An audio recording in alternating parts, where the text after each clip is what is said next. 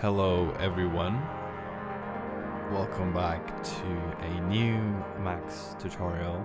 Today I would like to dive deeper into the beautiful topic of karplus-strong synthesis.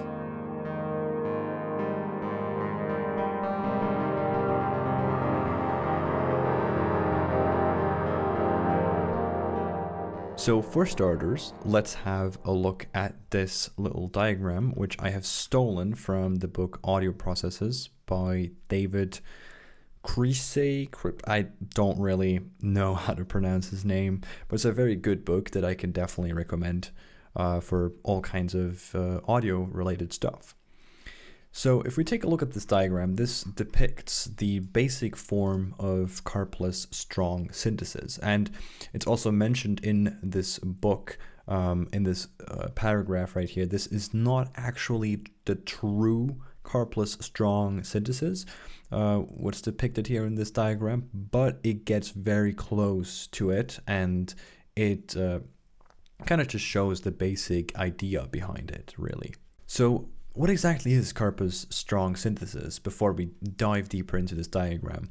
So it's a very powerful way of synthesizing sound. It basically allows us to replicate the sound of plucked strings or some kind of pitched, plucked, percussive sounds, which is very, very cool, and it's very broad. We can also use it in a more experimental way and push it to its limits, really, to create other things that doesn't really have to be plucked.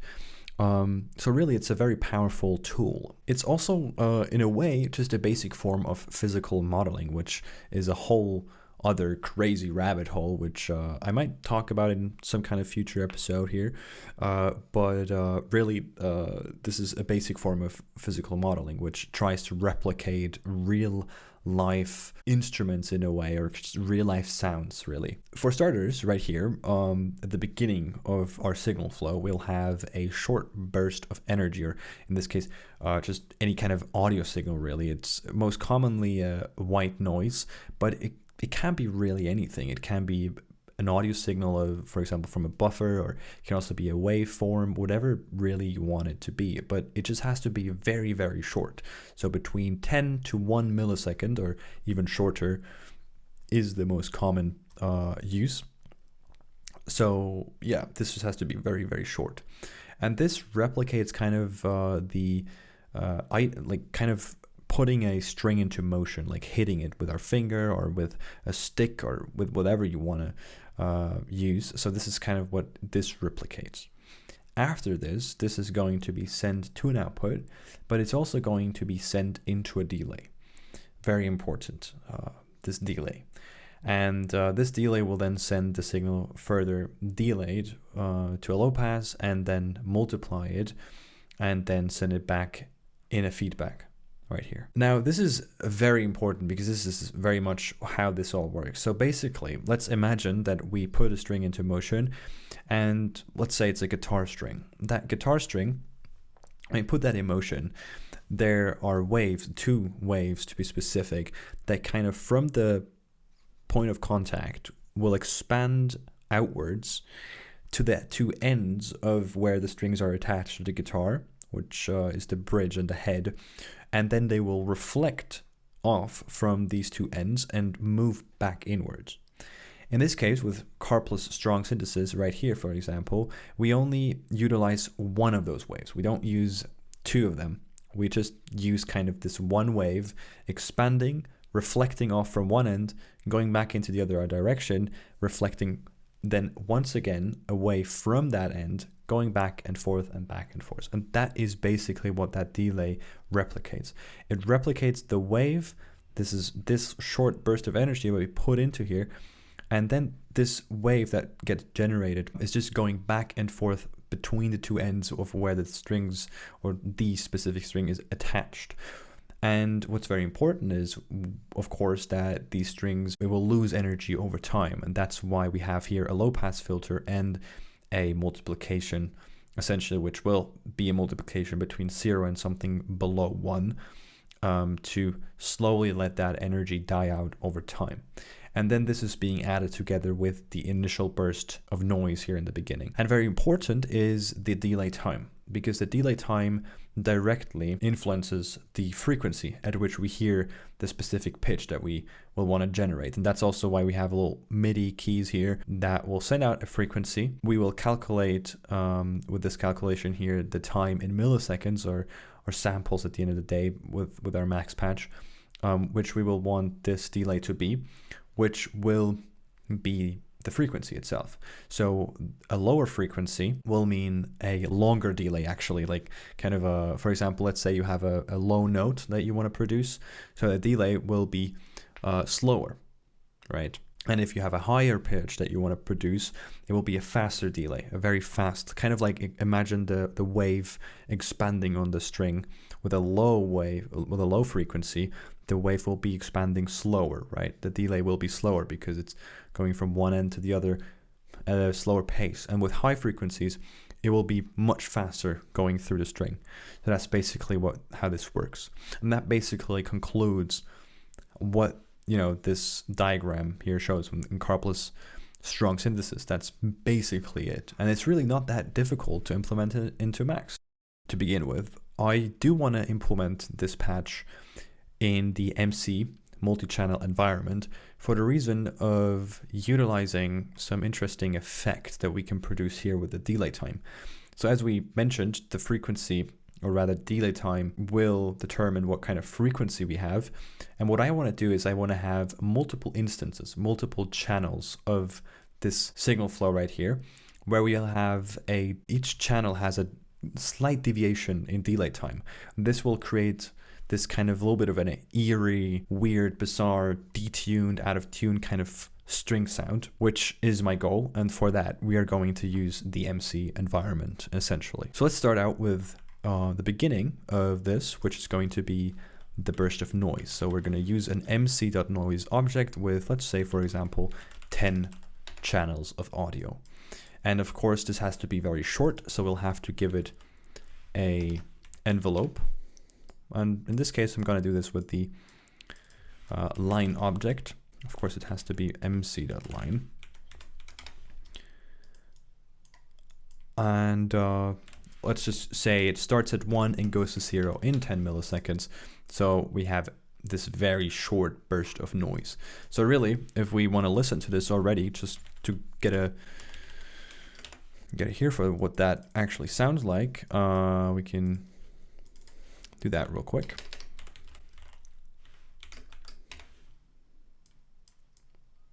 Let's do mc.dac, and we'll have to go 5 and 6 for recording purposes. So very short burst of noise, as you can see. We can also increase this in the future to be a bit longer, but for now, we're just gonna leave it at this. This is this part of the signal chart here. Let me remove this again, and let's hope that I'm not gonna hit anything and explode my ears. So next spot in the diagram is this plus. So somewhere at the end of this entire thing, we're gonna add the feedback delayed signal together with this burst of noise in the first loop, so to speak. And now we're gonna look at the delay right here.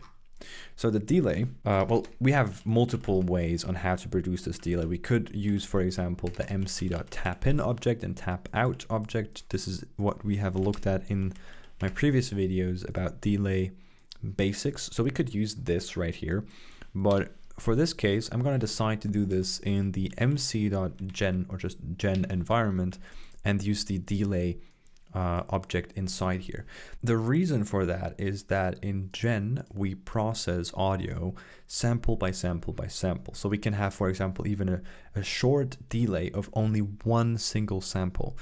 In the normal Max environment out here, this is not possible because we process audio in vectors, which is less accurate and it's basically a cluster of samples, really. So for audio processes and synthesis, really, the gen environment is your best friend. So in here, we're gonna produce the delay effect. And we're going to do this, as already mentioned, with the delay object right here. So the delay object will receive the short burst of noise here in the inlet 1, and it will send the delayed signal out here in out 1. Now, what we need is, as we mentioned here, we need some kind of way of adjusting the delay time depending on what kind of frequency we want. And we do this with this second inlet here for the delay object, where we can adjust the delay time. And we'll do this from the outside. So we're just going to say in 2, and we'll put it in here. And this will basically adjust the delay time. Now, very important is that we will have an equation here, this right here, and calculate basically the time in millisecond for that specific frequency. And in here in Gen, we're in the sample environment and not in milliseconds. So we'll have to translate, excuse me, my mouse does not want to respond. So we'll have to translate the millisecond to samples really. So this value right here has to be translated with this object. Also, we want to implement the feedback, and the feedback would basically be by taking this output here from the delay and putting it back in here to its inlet, but it won't let us do that because we have not given it the argument, the attribute feedback1. We need to give it that feedback to allow audio signal to feed back into this inlet here, and to not make this explode over time or anything, and also to implement this multiplication. And we'll do this before the low pass this time. It's not going to really change the outcome of the karplus-strong synthesis by switching these two out, and we're just going to do this in here. So that's what we're going to do. So we're just going to have a multiplication right here, which represents this, where we multiply this, for example, by 0.5. It has to be a value between lower than 1 really and 0. So what that means is, for example, let's imagine the burst of noise comes in here with an amplitude of 1. It's going to go into the delay object. It's going to go through the 0.5 multiplication. So what happens is its amplitude is being halved. So the energy is being halved, and it's going to be feeding back into the delay with half the energy, really. And then again and again and again and again. And at some point, it's just going to be 0, and it has just basically died. So that's why we do this, and why this shouldn't be over 1, because otherwise we will just have an increasing and increasing and increasing effect of feedback. So that concludes basically our delay right here with the MC Gen object. We can name this if we want to, but I'm not going to. And now we're just going to feed this in here. Well, now we're going to implement the low pass filter. So we're just going to have this after the MC Gen. So MC1 pole, which is just a single pole low pass filter, exactly what we want to do. This, and we're just going to give it an initial value of maybe 5,000 milliseconds, and that's this, and that's going to feed back here, or just add together here with the initial noise burst, as you can see right here. This is just going to go for us into mc.live.gain again, and because we have 10 channels now, we want to maybe reduce this again to MC, with the MC mix down to 2 channels only. And so now this has not really changed. It's what we want to do now is we want to adjust the frequency here, right? The delay time. And we do this, for example, with a K slider, which allows us to output MIDI values right here from this outlet. And in order to translate this into our milliseconds, we have to do a couple of things. First of all, we have to add an M2F object. This allows us to translate the MIDI values to frequencies. And then we have to, as we mentioned, calculate this not in frequency in hertz, but rather in milliseconds. So what we'll do is we'll just divide this, or divide 1,000, which is the equivalent to 1 second, or 1,000 milliseconds, by the hertz.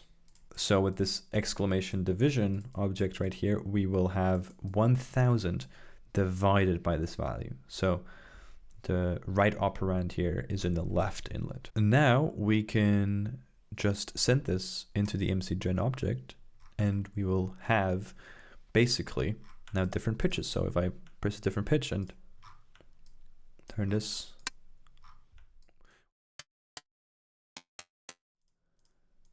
so it's very basic, not very nice yet, but we basically have karplus-strong here. But to make this a bit nicer, maybe, first of all, we want to increase the decay maybe. So let's increase this to 0.9.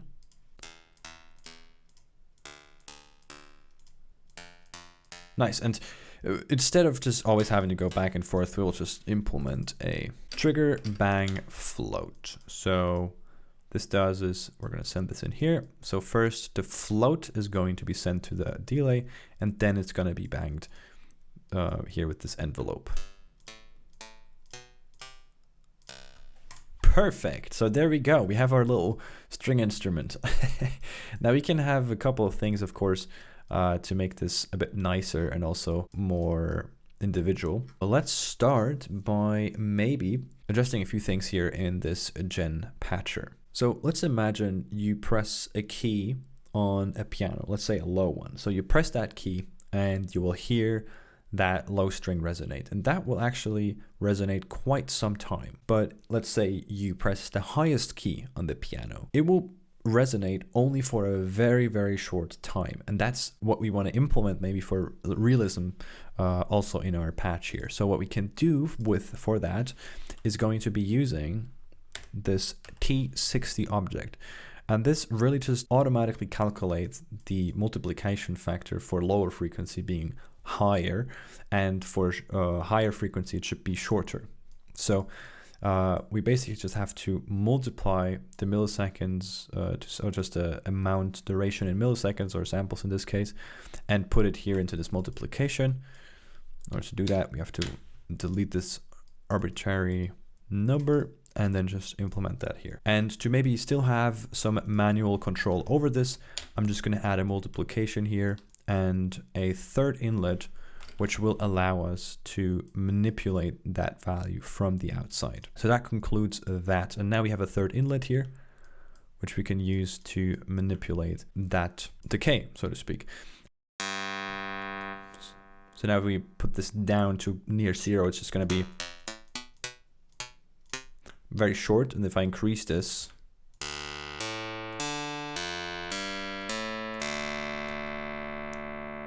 it will have a lot more resonance, really, and it would just be going a lot longer. And that sounds like a weird dulcimer or like tremolo or something.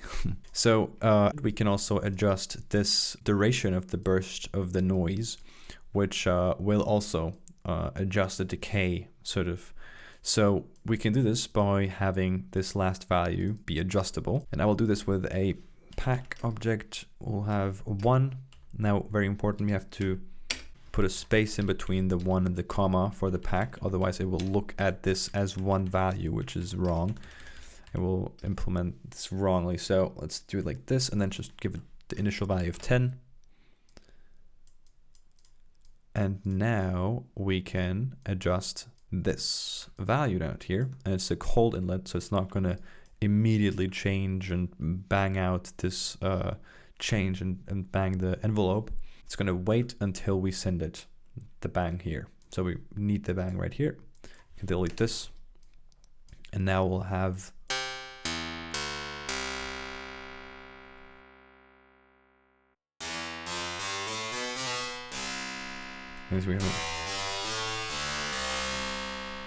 so now it's of course a bit crazy. So let's put it back to this. In theory, we could also have this, for example, stay at 1 for a specific duration. This will also impact sort of the decay, but rather it's more of like now we're sustaining the sound, which is one of these kind of pushing this synthesis method to its limit. So now it's not going to sound very much, or if I increase this even crazier to like 1 second, it's not much going to sound like strings being plucked, but rather pads.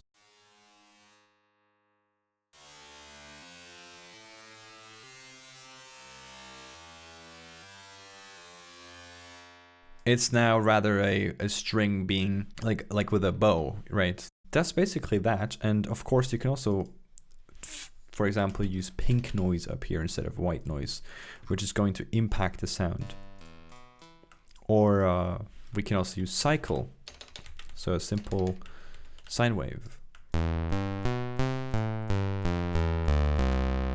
So that's the very basics of karplus-strong, and that's to make this a bit more interesting. That's why I'm using this MC object environment. We're going to deviate this delay time here for each individual channel here by a certain amount, which will create this detuned effect. So let's create this by using, well, this is actually why we're using the multi-channel, right? We can use messages to adjust and manipulate, as mentioned, the specific channels inside here. So let's create, for example, an MCSig object, and we can send it different messages. For example, deviate, or harmonic, or subharmonic, or increment.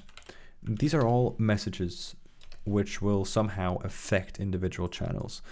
So we'll send this not in here, but here. And what we'll do is we'll take a pack object in this case.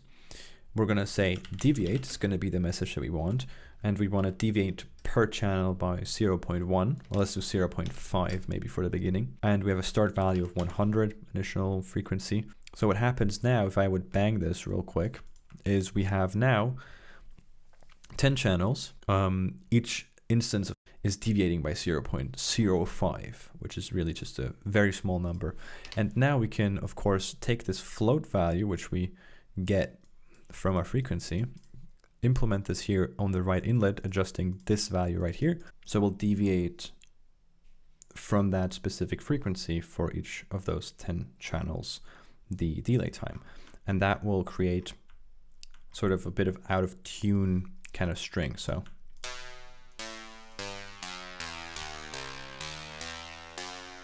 if I do this very crazy, you will hear that it's going to sound crazy. So maybe not do that crazy, let's decrease it to 3 maybe.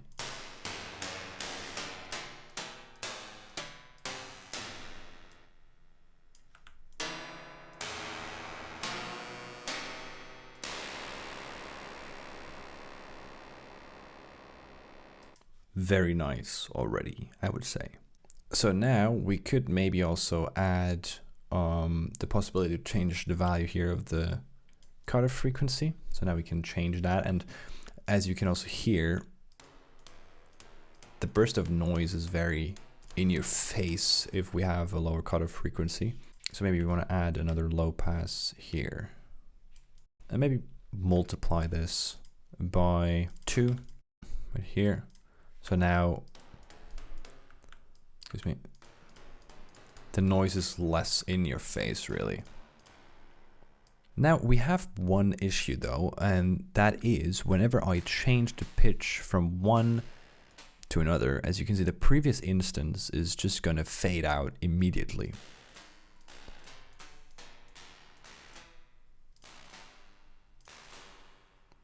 So that is not cool. That is not cool. So what we will do now is we'll use the MC Poly object, and this allows us to work with polyphony. So it will allow us to press one or to send one pitch value, let that fully ring out, and then go to another one, right? So we don't have this constant cutting off effect. In order to work with this MC.poly object, you will have to save this entire patch here as an actual patcher and load this into the MC Poly. And in order to prepare this for that, we're going to adjust a few things. So we're going to, first of all, delete this bottom here and add an output. And this has to be an MC out. So, and we'll also need an in1, which is going to define or to send the MIDI messages from the outside. So we can delete this really. And we can also prepare the patch more to adjust these values from the outside as well. So we can add an in2 to adjust this value right here. We can adjust an in3 to adjust this value right here. And last but not least, we can have an input from the outside to adjust the cutoff frequency. And for that, we're going to need a MC in. We're going to have a signal in, rather than a float like this. All right. So now our patch is essentially ready to be sent out. So let me just save this real quick, and I'll be back with a new Max window with the MC Poly object. So I am back with a new Max Patcher, and right now we have the MC Poly object loaded with our patcher. So if I command click on this, we will open up the patcher that we have just created, our karplus-strong synthesis patcher. And now in order to work with this, we will have to send our MIDI note in here, right? Our MIDI value. And instead of just sending the raw MIDI note value like this, we will have to send a message inside the MC Poly object to actually work with this polyphony, and that will be the message note. And we will have this with $1, and now we will send this specific message, so note followed by the MIDI value, send that into the MC Poly object, and that will allow us to work with this. And now, of course, we have these two inputs. Excuse me, I forgot to change this to MC4 actually. This should be a fourth inlet, so that's wrong. Save that. And now reload this. We probably have to delete it and load it back in real quick. So now we have 4 inlets, as you can see. So our second one is for the decay of the noise burst. The second one for the feedback delay kind of decay. And the last one is going to be for the cutoff frequency. And for that, we're going to use MC sig at trans 10. Just going to go in here. And now we can adjust this from the outside too. So that's basically this. And now if I create a MC.mixdown, and you will see that there are now, there's only one channel coming out. That is because we have not defined our polyphony, how many instances we want. So we have to set the amount of voices. So let's, for example, say voices 10. So now we have 10 voices of polyphony really. And now there will be 10 MC channels coming out. So now we mix this down to 2 channels.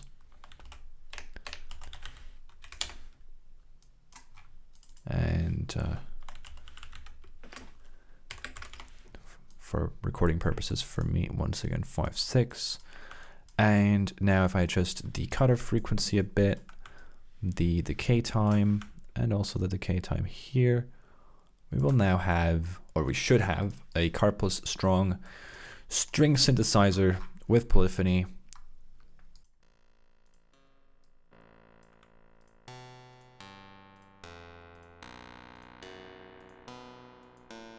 And we do. So right now, as you can see, each individual pitch is actually ringing out.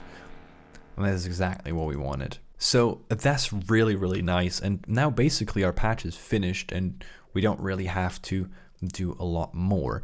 But I do want to add a couple of things. I want to make, for example, a little pitch generator and also maybe add a reverb and some low pass filtering at the very end of this. So for the pitch generator, a really cool little trick is to go into the help tab of Max, and you will find there under Max tricks, you will find the scalar patch. And if we take a look at this, we're not going to dive too deep into this.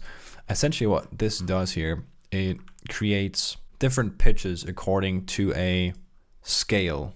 And well, how it works basically is that we have a call object here, which it stores different lists, and per line it stores a specific scale in MIDI values. So I'm not going to go into too much depth here with how this exactly works, but I could definitely go over this in the future. But I'm just going to copy this first half here. I'm just going to send this in here into my patcher, and this is going to be the MIDI value. So instead of the K slider, we're now going to use this patch up here, which allows us to work with this. So now if I turn this on again, and let's say, for example, major pentatonic, we will hear pitches being generated according to the major pentatonic scale.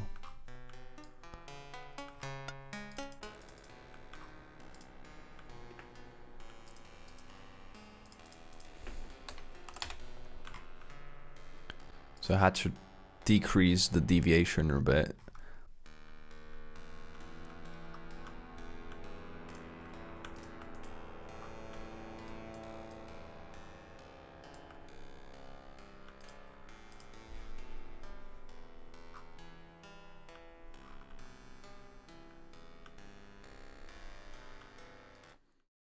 So that's pretty nice already.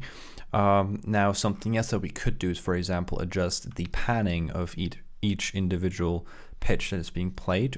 We can do this by, once again, utilizing an MC-sig object with a random object, producing random values between 0 and 1. And because we have 10 channels, we will also, or 10 voices, we want to have 10 channels here of different panning.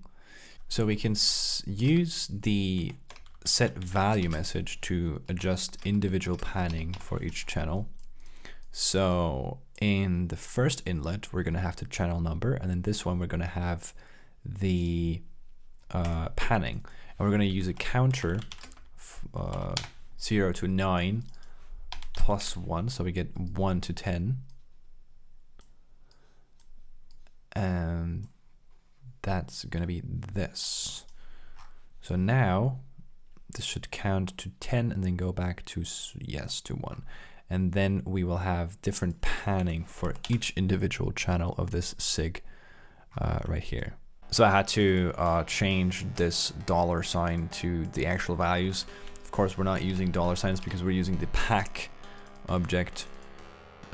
So we will just need some initial values, and because we want to use float here, we're going to have a dot here at the end, but this one doesn't need one.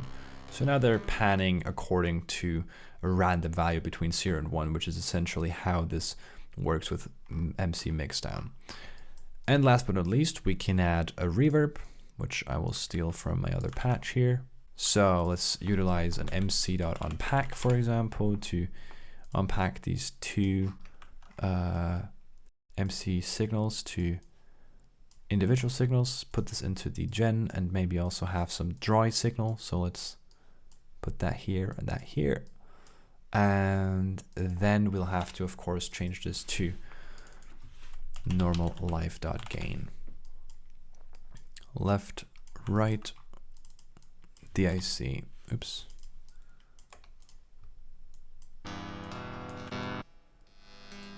And here we go.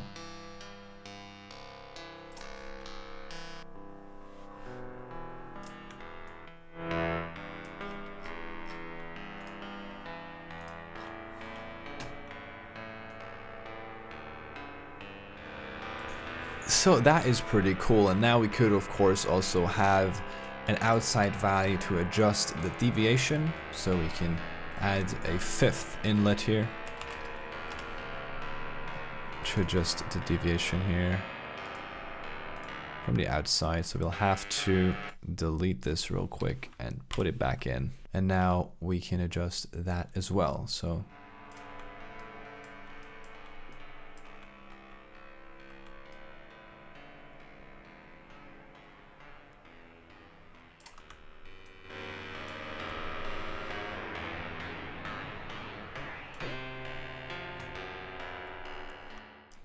and by adjusting, of course, once again this time here, we can create sounds that evolve like pads.